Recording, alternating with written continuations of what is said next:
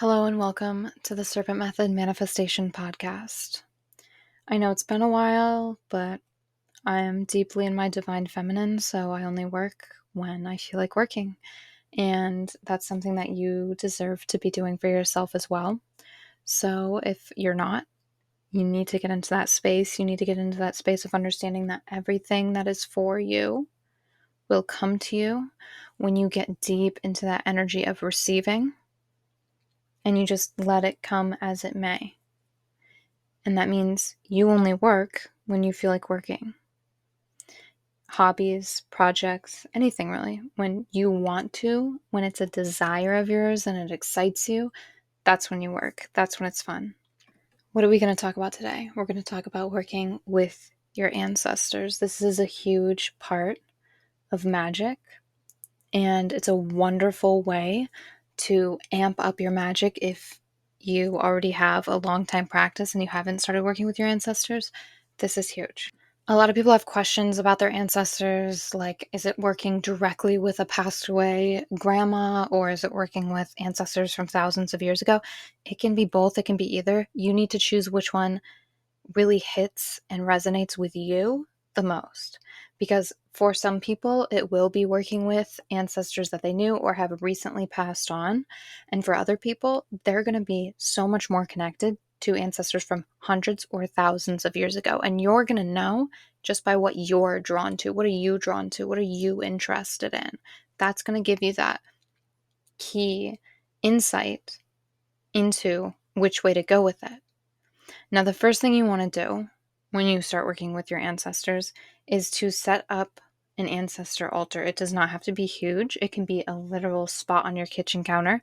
It does not matter. It just needs to be a space that you dedicate to working with your ancestors. It doesn't have to be insanely decorated. You don't have to go balls to the wall on it. You can if you want. Some people do. They put photos of their ancestors up there, or, if you have Nordic ancestors, they'll put Nordic items on the altar, whatever it may be. But you just need to set aside a little spot that says, hey, whatever I do here, whatever I put here, whatever offering goes here, whatever it may be, this is for my ancestors. This is for ancestor work, okay? Like I said, it could be a little spot on your kitchen counter.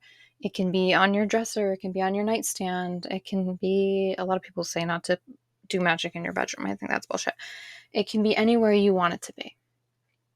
And it can be as intricate and ornate or as simple as you want it to be. That part is not really that big of a deal, okay? So don't hyperfixate on it. Don't get all freaked out. Don't go, am I doing this right? There's no right or wrong way to do it. It's how you do it. It's how you're drawn to it. It's what makes you feel like it's the most magic and has the most power, okay? So that's what you're going to do, is set aside a little spot to work with them. And the first offering I recommend that you put out is coffee. It's simple and it's incredibly effective for working with spirits like your ancestors. Okay? Coffee has been used for a long time as an offering to ancestors, and there's a reason. Coffee and dark alcohols, typically. Okay?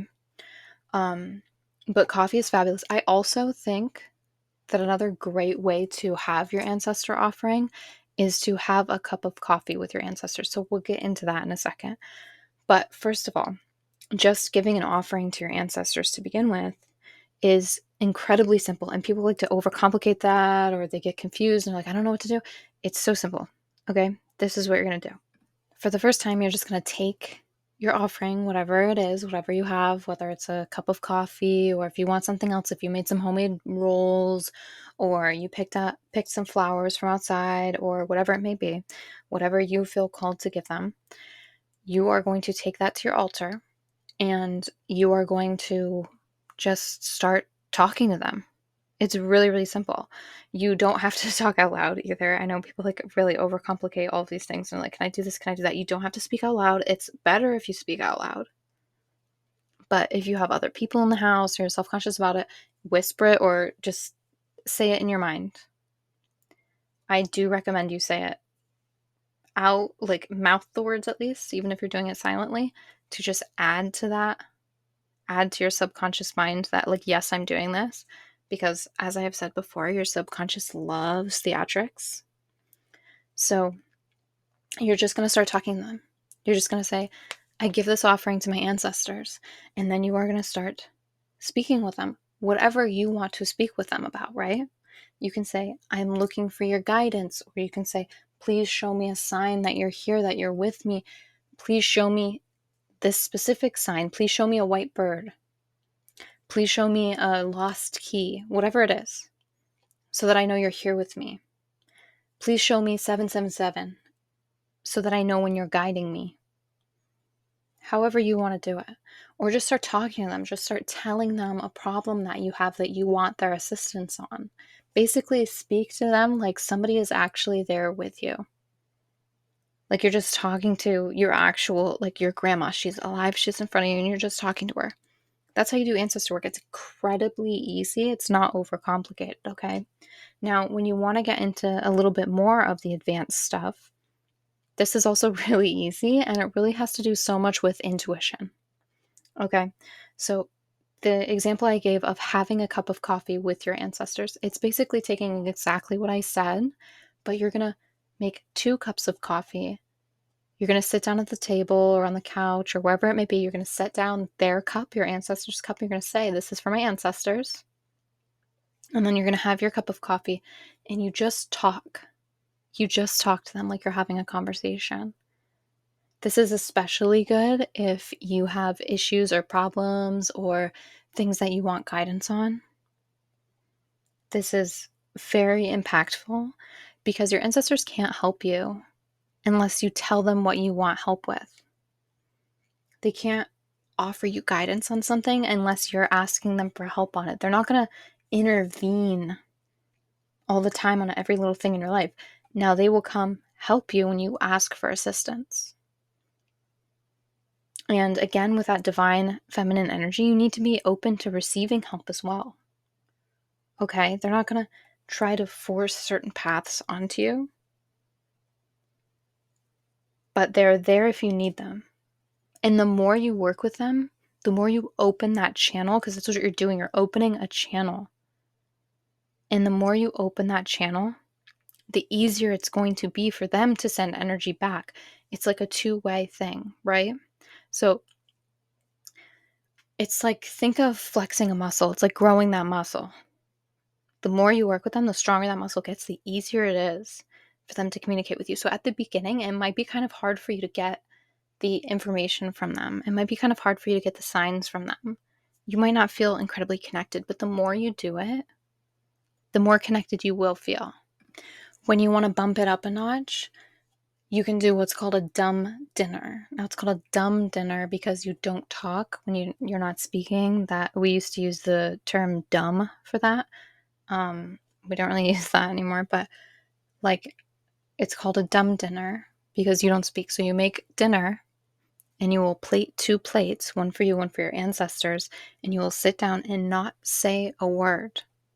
Don't say a word this time. Not like the coffee where you're having a conversation back and forth. You're just not going to say anything. When you sit it down, say, this is for my ancestors. I'm inviting you to have dinner with me. And then you come and you just sit down. And this is best done after you've already done a little bit of ancestor work. So you've already opened that channel a little bit and you're starting to receive the information. You're starting to get the intuitive nudges. You're starting to get the signs. You're starting to get all that. And when you have this dumb dinner, how it works is similar to a meditation.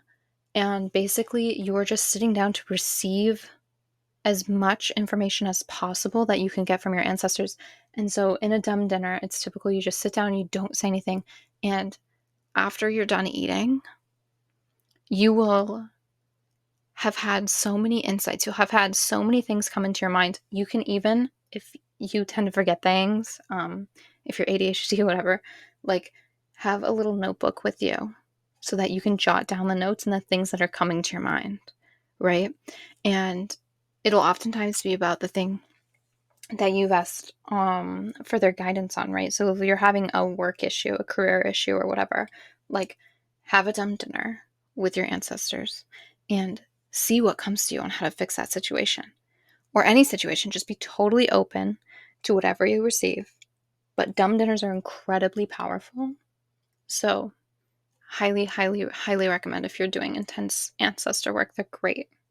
Now, another question I get all the time is, what do you do with the offerings that you give your ancestors? If you're offering food, it is typical that you do not eat or drink it and you just dispose of it, whether you compost it or whatever it may be.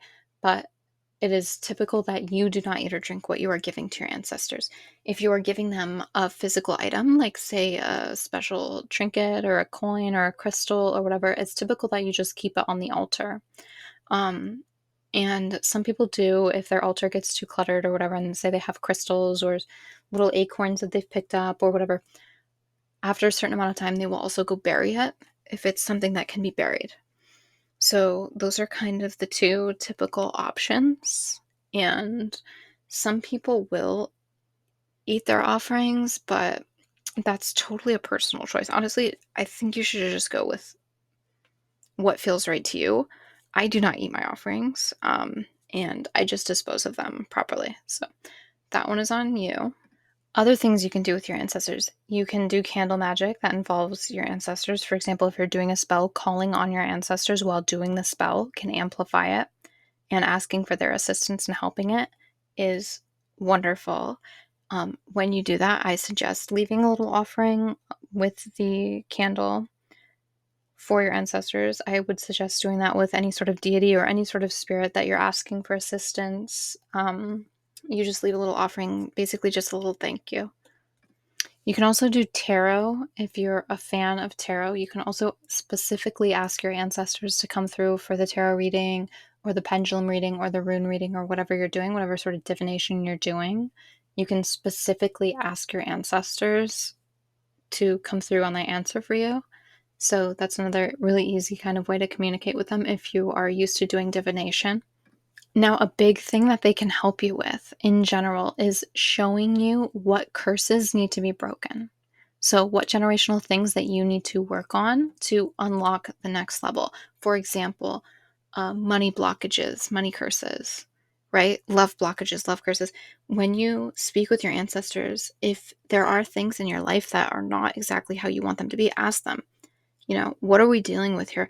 What kind of generational curses are still left on the table? If you are watching this, you probably have already broken several generational curses, I imagine. But there always are certain ones that are a little intricate, a little like detailed that you're not noticing. The pattern is just a little too deep in there and you haven't even noticed it yet. And these are the things that are great to ask your ancestors to help you and to show you, because they will, and they can do that easily because they have that direct information. And that being said, they're also amazing for enhancing or opening up to your gifts because they have direct access and they can see that. And oftentimes they had the same or similar gifts, right? So, whatever that may be, maybe you have psychic abilities that you're not totally aware of. Maybe you have the ability to transmute at a higher level that you're not sure of. Asking them to show you and then being open to the signs. Another thing I wanted to mention is signs aren't always like you're going to hear a voice in your head that is like booming and it's like, you're psychic. It's not going to be like that. Not most likely. Maybe some people have that happen to them. I've never had that happen to me. Basically, how it'll come through is, say you ask for insight as to what gifts you have, right? And then you're on TikTok scrolling and you just keep getting videos about clairaudience. You just keep getting them over and over and over again. And you're like, why am I getting all these clairaudience videos all of a sudden? That's your ancestors trying to communicate with you, right? Little things like that. Like it'll come through in like synchronicities and just show up in your life all of a sudden until you get it. So it's simple like that. It's not overly complicated. And everything in this physical world is delivered in a physical way on the physical plane. So that's important to remember, that it's oftentimes not so like crazy and woo-woo. It's delivered in this very normal, typical, makes sense in the current society kind of way. Okay? So that's just a little background on how to start working with your ancestors. It's incredibly simple and incredibly easy, but this will amp up your magic and take it to the next level. All right?